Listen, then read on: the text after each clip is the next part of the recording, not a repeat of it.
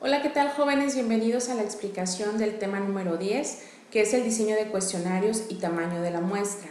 Hasta ahora, dentro del proceso de investigación de mercados, se ha definido la importancia de tener un problema claro, acotado y muy específico. También hemos abordado las diferentes alternativas para el diseño de la investigación y a estas alturas ya tenemos una idea mucho más clara de las herramientas que vamos a utilizar para ir a campo y recopilar los datos. ¿Qué es lo que sigue entonces? Definir qué preguntas se van a hacer, cuántas y qué tipo de respuestas estamos buscando, a quién vamos a aplicar el estudio y cuántas encuestas se van a considerar lo suficientemente representativas de la población total que nos interesa. Ya estamos muy familiarizados con los cuestionarios porque continuamente nos abordan en empresas de diferentes giros para preguntarnos nuestra opinión sobre algún servicio recibido o sobre algún producto que estuvimos consumiendo. Los cuestionarios pues son herramientas justamente diseñadas para obtener datos a través de preguntas realizadas a las personas sujetas de estudio. Nosotros ahora, desde un punto de vista como investigadores de mercado, vamos a elaborar cuestionarios y debemos de tener en cuenta 3 puntos muy importantes. Lo primero es que la información que quiero indagar se plantee a manera de pregunta. Número 2, que debe de motivar a ser respondido. Este cuestionario debe de ser lo suficientemente claro y con una extensión prudente a manera de que no se pierda el interés mientras esté respondiendo. Y número 3, debe recopilar las respuestas en forma correcta. Debo de mantener siempre a la vista cuáles son los objetivos del cuestionario y asegurarme que el número de preguntas y la manera en que estén planteadas me van a llevar a cumplir con ese objetivo. Para esto, las preguntas se redactan utilizando escalas de medición. Si bien puedo utilizar preguntas abiertas, se recomienda que estas sean las menos que se utilicen porque su codificación es complicada, pero sobre todo porque no voy a tener una medición tan exacta en cuanto a enfoque cuantitativo respecto al problema que quiero resolver. Una escala de medición es la referencia que se usa para evaluar o calificar el objeto de estudio.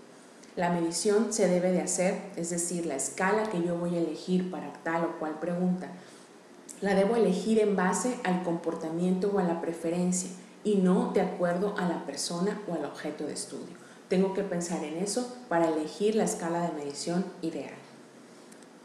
Algunos ejemplos de escala de medición de las más comunes son la escala de medición nominal, que se refiere a donde me va a entregar el encuestado una respuesta concreta, cerrada y única. Por ejemplo, el número de matrícula, el número de encuesta, el número de afiliación al Seguro Social son preguntas dentro de un cuestionario que están utilizando una escala de medición nominal. La escala de medición ordinal, justamente como el nombre lo indica, me va a poner a ordenar al encuestado entre una serie de alternativas. Por ejemplo, ordenar un grupo de colores en función a cuál me gusta más. Otra escala de medición es la de intervalo y me permite asignar una calificación e incluso ir más allá. Me permite comparar niveles de satisfacción que el encuestado puede sentir respecto a una compañía y sobre otra. Finalmente, la escala de medición de razón es donde la respuesta que voy a entregar se refiere a mediciones de peso, de altura, de distancia, etc. No se trata de que un cuestionario lleve todas las escalas de medición. De lo que se trata es de saber las diferentes alternativas que tenemos para diseñar un cuestionario sumamente efectivo y que nos ayude a cumplir con el objetivo. Existe una clasificación, que es la que les muestro en esta tabla, de las diferentes escalas de medición, aquellas que son comparativas, que se usan justamente para establecer comparaciones entre dos posibles objetos de estudio. Por ejemplo, si estoy evaluando Coca-Cola y Pepsi-Cola, si estoy evaluando cereales de Post y de Kellogg's, entre otros, ¿no? Algunos ejemplos son la comparación pareada, rangos ordenados y de suma constante, que ahorita les voy a mostrar algunos casos reales de preguntas con este tipo de escala. Por otro lado están las preguntas que corresponden a una escala de medición no comparativa. Aquí cada objeto de estudio se analiza de forma independiente y los ejemplos son de clasificación continua, de clasificación por ítem, escala de Likert y escala de diferencial semántico. Todas estas son opciones que yo tengo. Ustedes como investigadores de mercados tienen de opción a echar mano de estas diferentes escalas al momento de diseñar su cuestionario. Lo que no se debe dejar fuera son estas dos cualidades que tiene que tener mi cuestionario. Tiene que poder arrojar respuestas que tengan validez y confiabilidad. Las preguntas deben de estar redactadas de manera que no estoy sesgando una posible respuesta en el encuestado. Algunos ejemplos de las escalas comparativas son preguntas de comparación pareada. Las preguntas de comparación pareada me muestran dos alternativas de marcas claramente explícitas, las puedo leer y entender perfectamente, y yo voy a elegir entre ellas dos, entre la opción 1 o entre la opción 2. De las siguientes parejas de autos, señale la que prefiere en cada caso. Vienen los nombres de los autos y yo puedo elegir la opción 1 o la opción 2 en cada caso. Esta es una pregunta de comparación pareada. Por otro lado, de rangos ordenados, le pedimos al encuestado que clasifique una serie de opciones. Dice la pregunta ejemplo: por favor, clasifique según su opinión las siguientes cadenas de televisión de mayor a menor, según la cantidad de anuncios que emiten, asignando un 1 a la que más publicidad emite, 2 a la siguiente y así sucesivamente.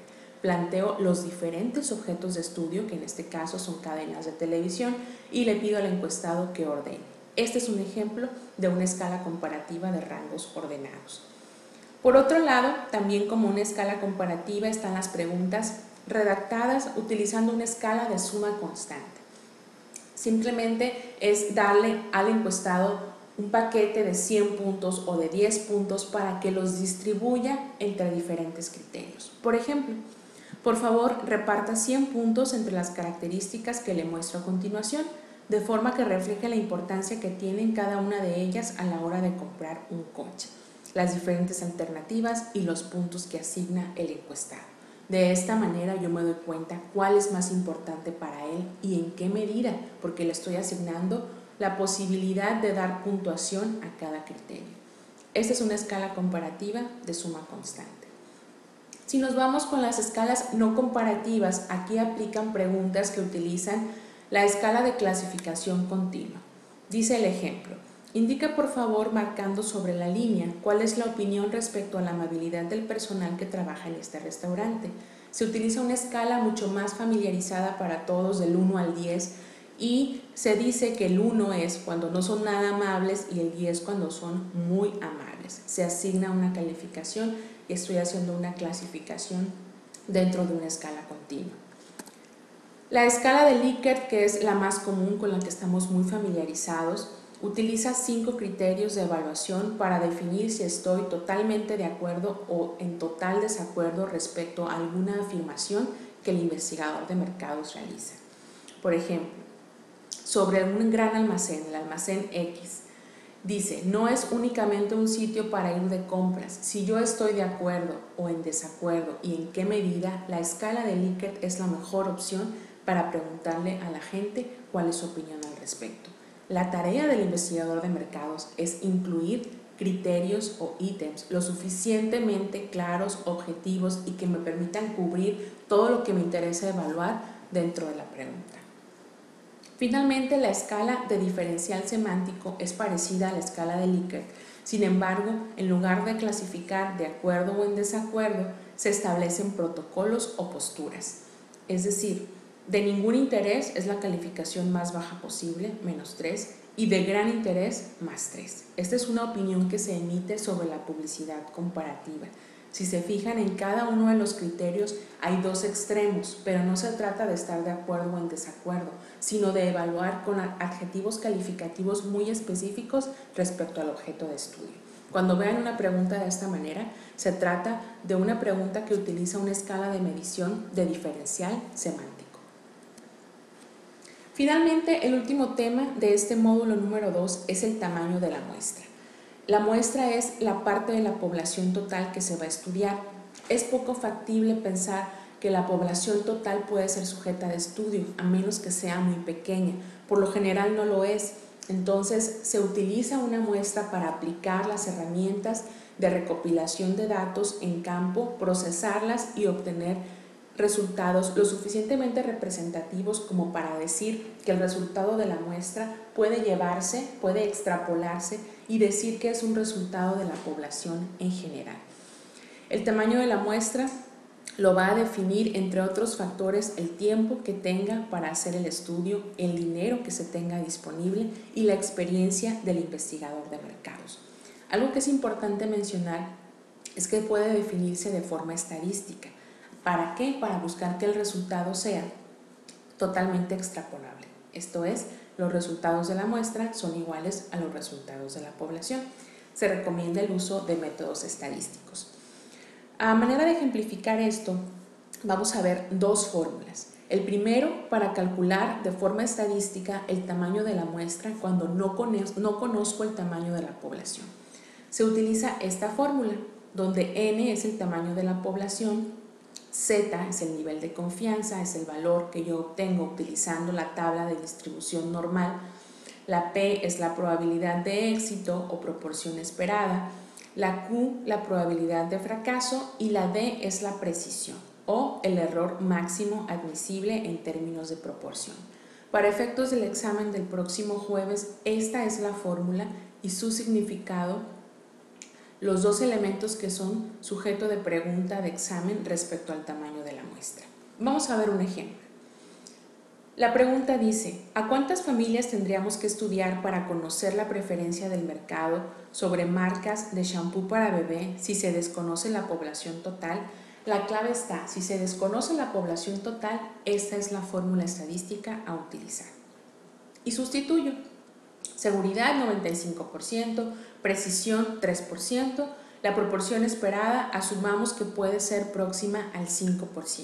Si no tuviésemos ninguna idea de dicha proporción, tendríamos que utilizar el valor de P, 0.5 o del 50% que maximiza el tamaño muestral. Entonces sustituyo la z de alfa al cuadrado, que es esto que vemos aquí, lo obtengo de las tablas de distribución normal para una seguridad del 95% y es igual a 1.96. La P es del 5%, como ya se mencionó en los datos del problema. La Q, que es el diferencial, es el fracaso 1 menos P. Y la D es precisión, que en este caso deseamos que sea del 3%. Tomo esta fórmula, sustituyo por los datos que me da el ejemplo y obtengo lo siguiente. La fórmula me da un resultado de n igual a 203. Esto significa un tamaño de la muestra mínimo aceptable de 203 encuestados para el estudio. Normalmente, estos datos de precisión, seguridad y proporción nosotros los generamos o tomamos datos de referencia de estudios pasados, como en el caso aquí de la proporción esperada. Por otro lado, la última fórmula que vamos a revisar es cuando sí conocemos el tamaño de la población.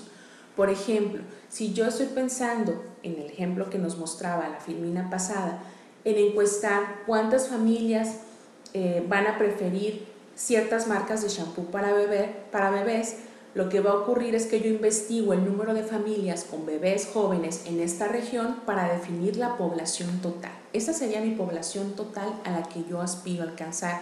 Sería de 15,000, de acuerdo a datos de la población, a datos del INEGI, de acuerdo a otros estudios. Yo puedo tener una idea de cuál es el tamaño de la población. Si cuento con este dato, esta es la fórmula que voy a utilizar, donde n es el tamaño de la muestra, donde el n mayúscula es el tamaño de la población, z es el nivel de confianza obtenido de las tablas de distribución normal, la p es la probabilidad de éxito o proporción esperada, la q la probabilidad de fracaso y la d es la precisión o el error máximo admisible en términos de proporción. Igualmente, para efectos de examen, esta fórmula y su nomenclatura son sujetos de pregunta de examen. El ejemplo: ¿a cuántas familias tendríamos que estudiar para conocer la preferencia del mercado sobre marcas de shampoo para bebé si se conoce que el número de familias con bebé en ese sector de interés es de 15,000? Bueno, la seguridad es del 95%, la precisión del 3%, la proporción esperada del 5%. Si no tuviéramos idea de dicha proporción, se utiliza un valor estándar del 50% para maximizar el tamaño de la muestra. Sustituyo en la fórmula los datos que ya me fueron proporcionados en el problema y me arroja que n, es decir, el tamaño de la muestra, es igual a 200. Esto significa que se va a requerir encuestar a no menos de 200 familias para poder tener una seguridad del 95%. En esta página que les estoy colocando aquí viene más información e incluso otros ejemplos sobre el